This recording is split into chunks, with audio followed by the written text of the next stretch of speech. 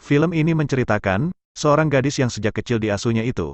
Namun setelah gadis itu sudah besar, si kakek ini malah mempersuntingnya. Waduh, pintar banget ya si kakek ini. Lalu bagaimana kisah selanjutnya? Langsung saja simak alur cerita film yang berjudul The Bow.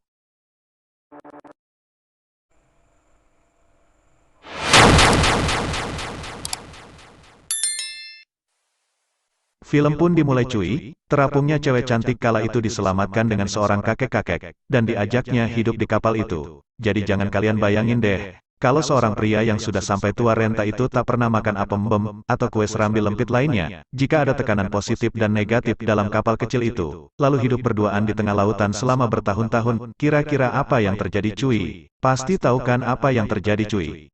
Ya udah, kalau udah tahu, kenalin, ini kakek bernama Sukiono, lalu kenalin juga cuy, sama cewek sipit ini bernama Hanyo, singkat tapi padat cuy namanya. Di awal film kita akan diperlihatkan dengan kakek Sukio itu sedang asyik mendandani cucunya. Keliru, bukan cucunya sih, lawong cewek ini berasal nemu kok cuy. Haha, emang iya mirip, maksudnya pantas disebut cucu. Tapi aslinya seorang cewek cantik ini, pertama kali kakek nemunya pas terapung itu baru berumur 6 tahunan cuy. Lalu dari umur tersebut, si Hanyo kecil ini diasuh oleh si kakek, dari umur 6 tahun. Semuanya itu di atas perahu si kakek itu.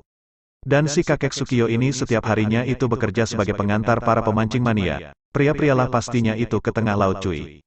Mantap deh pastinya, dan di sisi lain si Hanyo ini setiap hari di tengah laut itu. Hanyo, sebagai pengantar minuman-minuman untuk para pemancing mania itu. Dan mungkin karena saking banyaknya pria mancing setiap harinya itu, pasti adalah salah seorang pria yang menjadi jomblo stadium akhir. Jadi sekali melihat cewek yang lugu kurang berpendidikan kayak Hanyo ini, si pemancing-pemancing itu, seperti pengen banget menggoda, serempet-serempet dikit gitu cuy. Asyik. Kadang juga si paman pancing itu menyuruhnya ini itu, tapi juga akhirnya mendudukan Hanyo itu di pangkuannya. Haha, Hanyo memang beruntung sekali cuy kala itu, karena banyak paman-paman pancing kala itu banyak yang menyayanginya. Namun secara tiba-tiba busur panah melesat ke arah paman-paman tersebut, maksudnya para pemancing mania itu cuy. Karena si kakek ini tidak suka kalau Hanyo itu digoda-goda dan diserempet-serempet gitu cuy.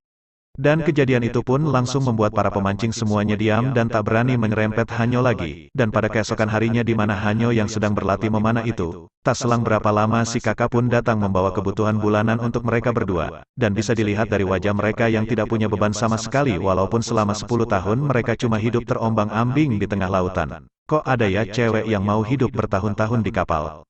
Namun ngomong-ngomong, si kakek ini bisa meramal cuy. Hayo, apakah kalian semua para cewek-cewek mau diramal olehnya? Haha, maka dari itu kayaknya si Hanyo ini terlihat nurut ama si kakek tersebut. Dan si kakek pun lalu terlihat masuk kamar untuk melihat kalender itu cuy. Ingat, bukan buat nyari nomor togel ya, melainkan si kakek itu menandai kalendernya dari hari ke hari. Dan di sini kita pun tahu kalau si kakek ini merawat Hanyo dari kecil, untuk dibesarkan dan dinikahi nantinya kalau umurnya sudah cukup. Haha, karena si kakek ini pintar cuy, ia tak mau meniru cerita Chef Fuji.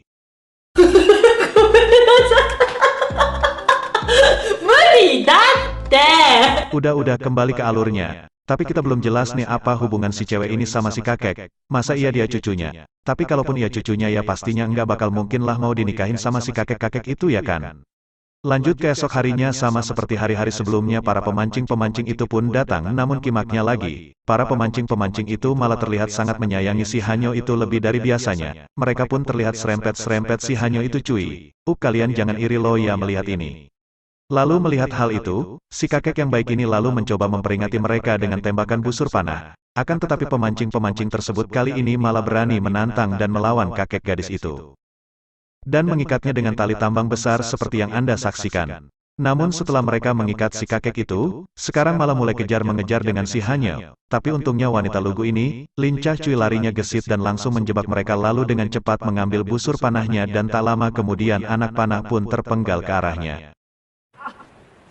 Lalu keesokan harinya itu cuy, ada pelanggan mancing baru yang datang untuk menyewa kapal kakek itu. Dan Hanyo yang melihat seorang pria yang cukup tampan itu pun, ia langsung terpesona dengan pria tersebut. Dan kenalin cuy, ini pria bernama Bandi. Namun ketika Bandi ini sedang asik memancing, Hanyo pun mencoba menghampirinya, walaupun tidak lama kemudian si kakek yang melihat itu semua langsung melarangnya. Lalu di saat malam harinya itu Bandi malah dikejutkan ketika melihat Hanyo yang sedang dimandiin dengan Sukiono kakeknya itu. Sedangkan si Hanyo pun malah terlihat menikmatinya sambil tersenyum kepada Bandi yang saat itu sedang melihatinya. Lalu di keesokan harinya, si Bandi pun bertanya kepada teman itu, yang merupakan pelanggan setia di kapal mancing ini sejak dulu. Bandi bertanya, apakah Hanyo itu cucunya Pak Yono itu? Temannya pun menjawabnya bukan. Namun Sukiono itu telah menemukan gadis itu sejak umurnya masih 6 tahunan, dan Yo pun merawatnya sekitar 10 tahunan, sehingga umurnya sekarang berkisaran 16 tahunan gitu cuy. Yang mana Hanyo sendiri juga tidak pernah pergi kemanapun kecuali di dalam kapal dan ia tidak pernah melihat dunia yang sesungguhnya. Lalu kemudian di keesokan harinya sang ayah pemuda itu menghampiri sang kakek, untuk meminta diramal dan ritual ramalan pun dimulai.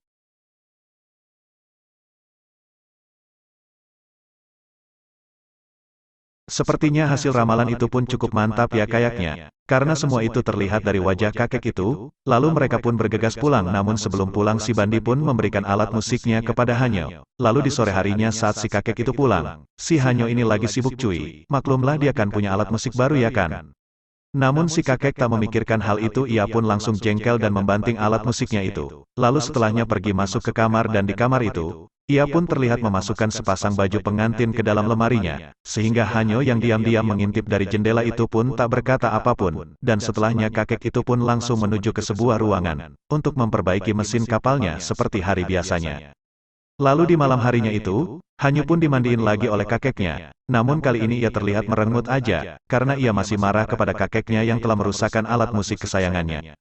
Lalu di keesokannya Hanyo pun diam-diam membuka lemari kakeknya, yang ternyata isinya yaitu sepasang baju pernikahan, dan ketika kakeknya itu pulang, si kakek ini langsung memberikan hadiah kalung kepada Hanyo. Namun tak berterima kasih si Hanyo ini malah melemparnya kalung itu, dan langsung saja seperti sengaja duduk berduaan di dekat pelanggan kapalnya. Namun tidak lama kemudian.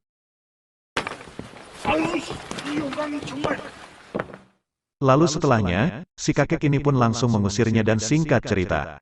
Bandi pun kala itu datang lagi, dan Hanyo pun terlihat sangat senang sekali melihat yang datang itu rombongan si Bandi. Mereka berdua pun langsung terlihat akrab dan sangat dekat, sambil mereka berdua pun terlihat berfoto. Namun tiba-tiba anak panah itu datang lagi mengusik kebersamaan mereka. Namun Hanyo yang kala itu jengkel, ia pun langsung mengambil anak panah itu dan menghampiri kakeknya dan langsung mematahkan anak panah tersebut di depannya. Lalu kemudian melihat hal itu si kakek ini pun semakin tak sabaran dan sedikit takut kalau incarannya yang sudah 10 tahun itu dibawa orang akhirnya terus mencoreti tanggalan, yang menurutnya masih terlalu lama dari hari spesial yang sudah direncanakannya itu. Lalu di malam harinya Hanyo itu pun menghampiri Bandi yang sedang tidur di kamarnya itu, dan tidak lama kemudian mereka pun ngapain. Hayo kalau menurut kalian, ya benar sekali apa yang kalian pikirkan tapi sayangnya si kakek itu belum selesai Hanyo melakukannya. Si kakek ini pun mengganggu mereka, dan langsung mengusir Bandi seketika.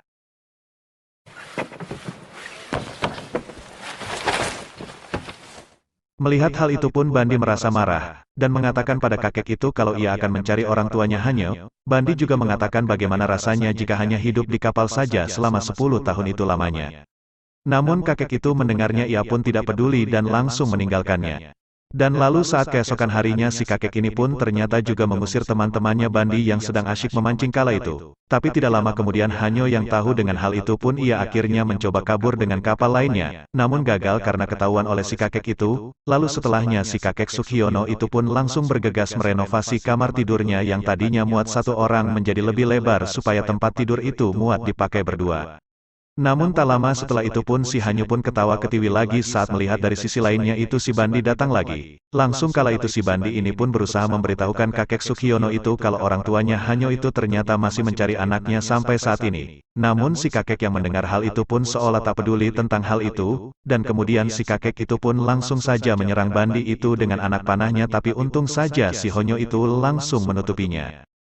Namun saat malam harinya si kakek itu pun mengikat tali di kapal kecilnya itu dan saat keesokan harinya di saat Hanyo ia mau ikutan pergi dengan Bandi itu pun. Si kakek itu yang melihat mereka pergi itu, sengaja langsung meletakkan tali di lehernya yang tersambung di kapal kecil itu, dan Hanyo pun yang melihat itu ia pun tidak tega, dan langsung kembali lagi pergi ke kapal kakek itu, dan setelahnya seperti yang direncanakan akhirnya Hanyo pun mau menikah dengan Suhionyo yang selayaknya pantas disebut kakeknya itu, dan pernikahan pun dimulai. Si Hanyo pun akhirnya ia berusaha membalas semua jasa si kakek tersebut dengan rela dipersuntingnya dan menikah secara terapung di atas kapal tersebut.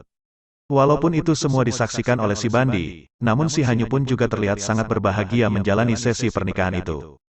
Namun setelahnya melangsungkan pernikahan itu, si kakek ini pun bermaksud membawa kapal kecil itu pun untuk berbulan penuh madu itu ke tengah lautan cuy. Jauh dari kapal tempat ia tinggal sebelumnya, dan si Bandi pun dengan sabar menunggu di kapal itu. Lalu di sana sang kakek Sukyono itu pun langsung memulainya. Ingin melakukan pusrang di waktu itu juga cuy, sambil memainkan musiknya. Mendengar musiknya itu si Hanyo pun mapan tiba-tiba, namun maksudnya apa ini? Maksudnya apa cuy, kok panah diarahkan ke langit? Haduh, makin aneh aja nih si kakek itu dengan gayanya. Namun selesai memanah ia kok malah melompat dari atas perahu ke laut. Dan setelah itu ia pun menghilang. Sementara perahunya itu melaju ke arah kapal. Ketika perahu sampai dekat kapal, tiba-tiba si gadis mendengar panah dari langit itu mendarat dekat si Hanyo itu dan hingga akhirnya akhirnya si Hanyo itu pun bergegas pergi meninggalkan perahu yang mereka tumpangi. Namun perlahan menjauh dari kapal tempat tinggal, dan di waktu bersamaan kapal itu pun perlahan tenggelam dan film tamat.